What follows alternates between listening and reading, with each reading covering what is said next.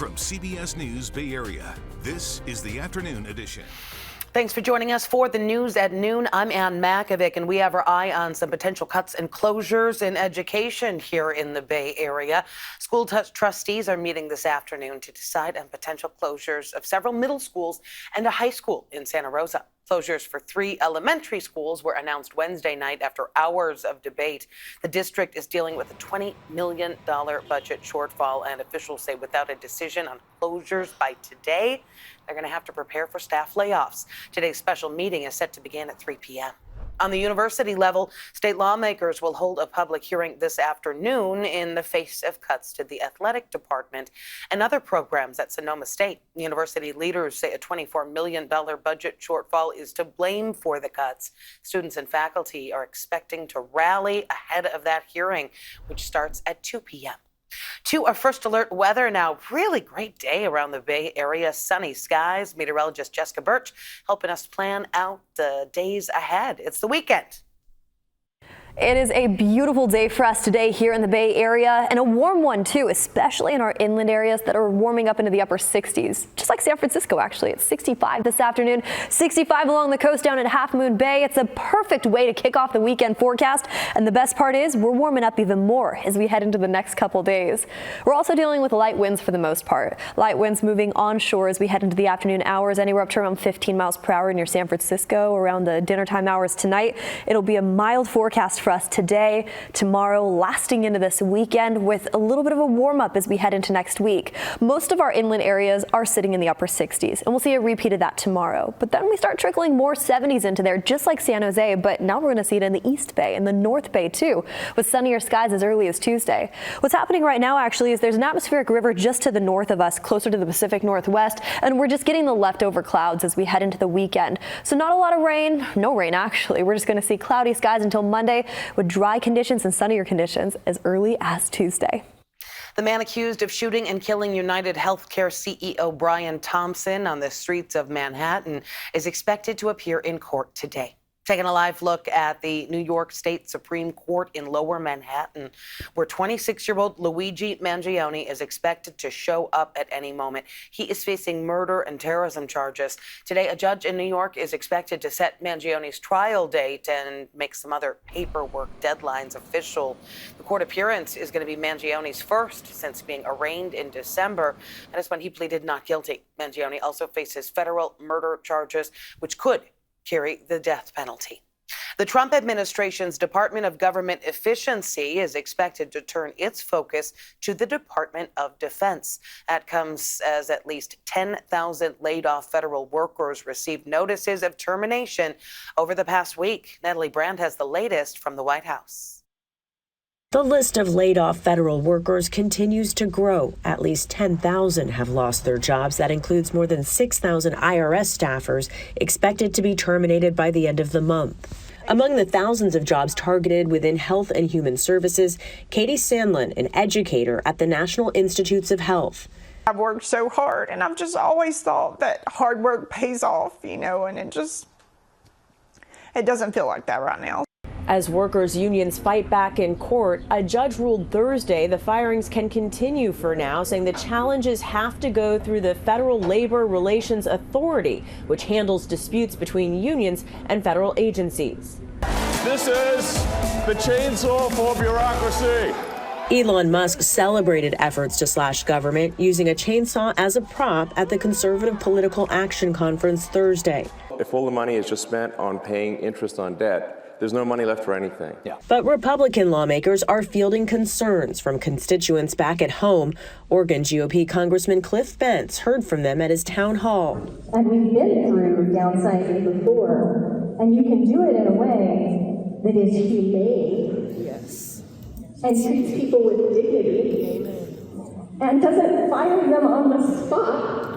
Data shows the vast majority of the more than 2 million federal workers live outside Washington, D.C. CBS News also confirmed that the Department of Defense is pausing the impending cuts to probationary civilian employees to conduct a review of the potential impact. Earlier, it was reported that around 50,000 civilian employees at that department could be impacted. All right, let's take a check on Wall Street because it has been all bad news there today. Taking a live look at the big board, the Dow is down almost 800 points. Earlier, it took a steep drive after weaker than expected data on consumer sentiment. Walmart stock also tumbled more than 6% after the retailer lowered its yearly sales outlook. CBS News Money Watch correspondent Kelly O'Grady appeared on CBS Mornings to break down what this means for the broader economy. They sell need-to-have items. They are the nation's largest grocer. If Walmart says, quote, we are in an uncertain time, that is a potential red flag. And then you zoom out, you couple this with the retail sales numbers that we got for January. Biggest drop we've seen in 2 years. And then the data that we're getting on how consumers feel about inflation, they think inflation is going to be above 4% within a year. And so Walmart's outlook reflects that potential pullback in spending. Now, Walmart also indicated it's gaining traction amongst consumers earning above $100,000 a year, a possible sign that all income levels are feeling pressure and looking for deals. Still ahead here at noon and streaming on CBS News Bay Area.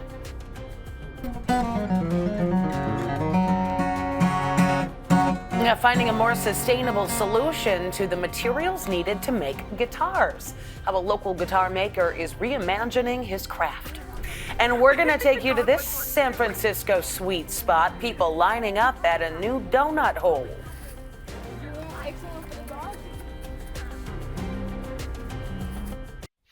Donut lovers in the Bay have a new reason to indulge in their favorite sweet treat. San Francisco's famous donut shop, Bob's Donuts, is opening up a new location in the city. Earlier this morning, people lined up as that new storefront opened on Polk Street between Washington and Clay. The original location, just about a block south, is going to close later this year. The new shop will have a larger kitchen and indoor seating, and owners tell us it was important for it to be nearby. This is where we've been for over 70 years, and it's just really important to us to remain part of the community. Is it good? No, it wasn't just customers who got some donuts. Today's grand opening featured a giant donut eating contest. There they go. And later this afternoon, Mayor Daniel Lurie is expected to stop by.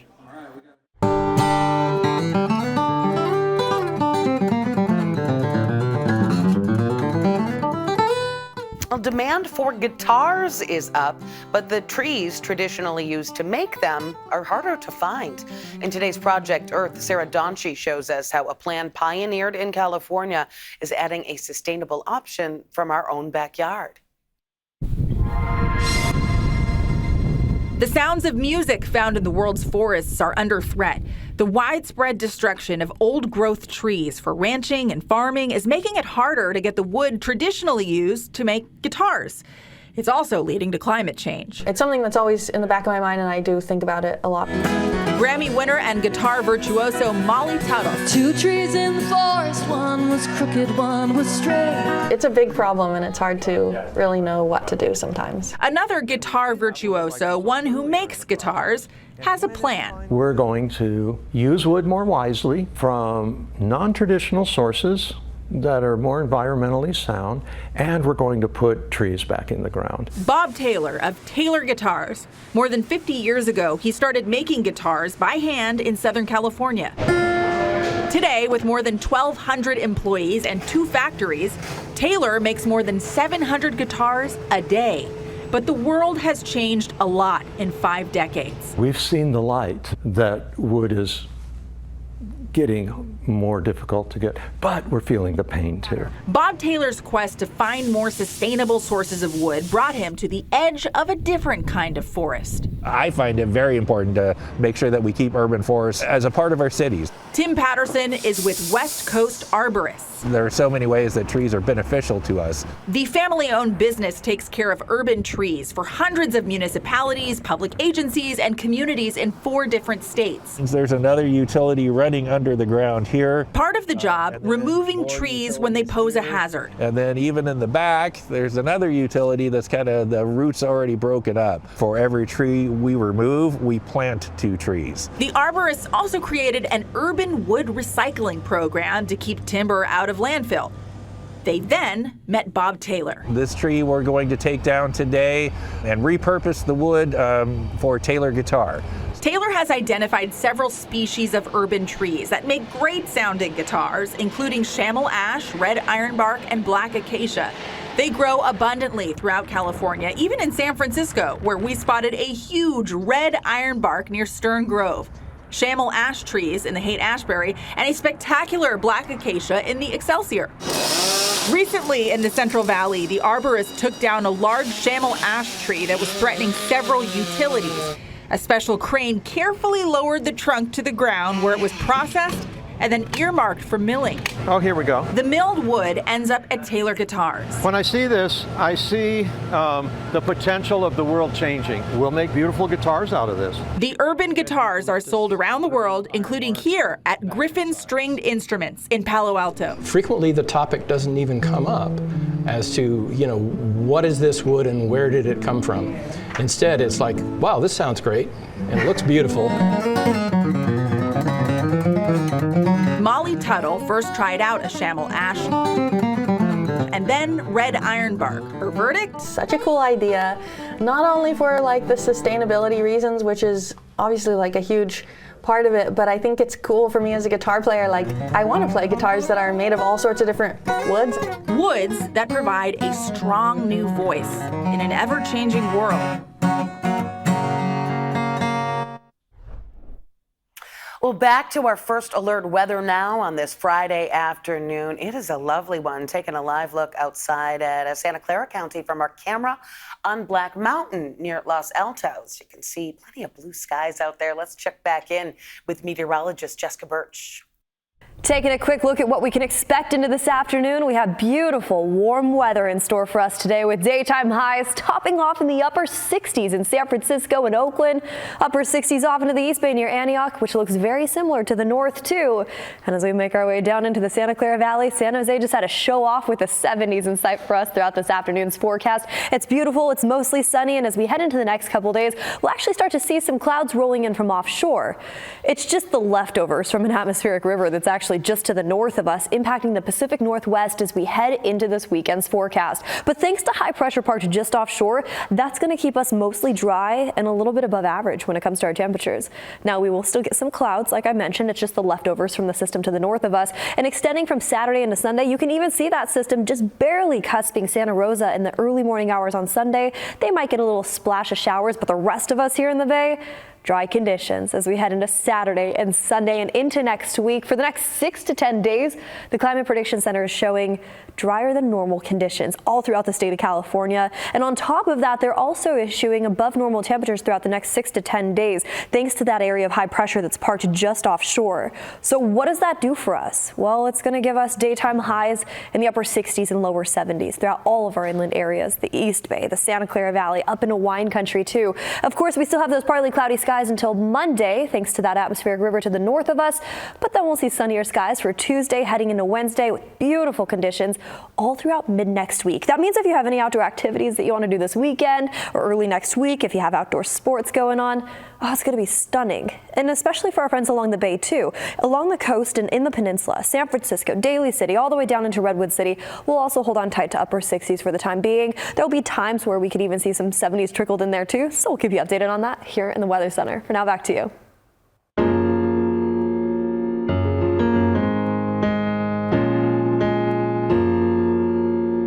A woman in the East Bay is using this Black History Month as a way to uncork the next generation of Black-owned wineries and vintners. This year, Black Vines is holding its 14th annual festival to celebrate and promote Black wine and culture.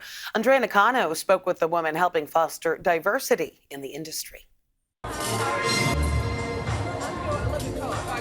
Fern Stroud started off as a musician turned software development program manager and then planted the seeds to her next venture, Black Vines, in 2010. Well, here we are 14 years later, and now full-time, 100% Black Vines. So got out of tech in 2020, haven't looked back, and continuing to grow the model, continuing to learn every day. Thursday's kickoff event was a toast to black bubbles. Sparkling wine was flowing from some of the top black-owned winemakers in the Bay Area. This may look completely different than the tech world, but Stroud draws parallels from her past experience. And it's very similar. We're talking less than 1-2% of folks when I started look like me in that sector. Stroud says increasing the visibility for black vintners has been invaluable and in turn made the industry flourish for business owners and consumers. Diversity is really where it's at when it comes to anything, especially in the artistic field. So the more diverse views, the more diverse expressions on the art, and I consider wine art, the more variety that's available for consumers. Events like these provide a platform for black-owned wineries to showcase their product. Aaliyah Nitoto created Free Range Flower Winery. She's not only breaking barriers as a woman of color, but with her wines as well. I make wine with flowers. As a herbalist and biologist, she wanted to make wines without using traditional grapes. After debuting at a Black Vines event, her business has taken off. This is my 7th Black Vines event. Since my winery started from its inception, I've been coming to Black Vines. And Black Vines hopes to continue paving the way for many others like Nitoto to transform the wine industry for everyone. Phrases and ideologies continue to change and evolve, but when things are rooted in love, that is a universal and timeless. This Black History Month, we are also spotlighting an influential artist whose work is known around the world. Malik Sanafaru captures the hearts, mind, and eyes with his creations. Through his art for decades, he has told the story of being Black in America. I wanted to bring things to life because there was just so much depression I grew up around, and so I wanted to create some resilience for, if I can lend a word to that now, which is some resilience in the midst of the trauma. Malik was born and raised in San Francisco's Hunters Point district. You can see his art at the San Francisco Main Library. And tonight at 5, we're going to dive deeper into his work. And join us tomorrow as we honor the contributions and rich legacy of the Black community here in the Bay Area. You can watch our hour-long special here on KPIX starting at 7 p.m. Coming up, we are checking out some of the newest rides on the market, a look inside the Silicon Valley Auto Show, and even what's being called a flying car.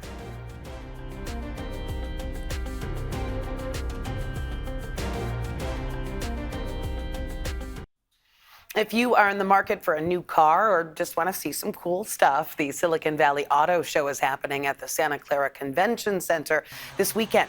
On display, check it out, a prototype for a flying car. It's being developed in San Mateo. This is video of their latest model on a test flight. Not ready for the general public yet, but the company LF says there are already 3,000 pre-orders. It'll cost about $300,000. And if you're looking for a car that stays on the ground, they have plenty of those too, and you can test drive them. One of the benefits of being at an auto show is that you get to look at all these brands in one place. So you can do all your research, press the button, sit in the seat, all in one place. Of course, you can look online, and you should do that, but when you get here in person, sometimes a car looks different, or you don't like the way the seat feels. Imagine sitting in 5, 6, 7 different cars, all within 30 minutes. You've accomplished a lot in a small amount of time. The car show runs through Sunday at 6 p.m. Tickets are $15. We'll be right back. Well, there's an emerging trend that has young women turning to their grandmothers for inspiration. It's called grandma-core. And it's making hobbies that past generations enjoyed, like baking, gardening, and knitting, cool again. The modern craft makers say that activities that force us to slow down in a busy world are central to the growing trend. The things that you make, it's not just an entertaining activity while you're doing it, but you get to make things and give them away to friends and family members, and people stay connected and feel very seen and loved because of that. In addition to crafting and baking, coffee and tea are also a part of grandma-core. That is it for the afternoon edition. Remember, we are streaming 24/7 on the free CBS News app. Our next newscast is coming up at 5 o'clock. Meantime, have a great Friday.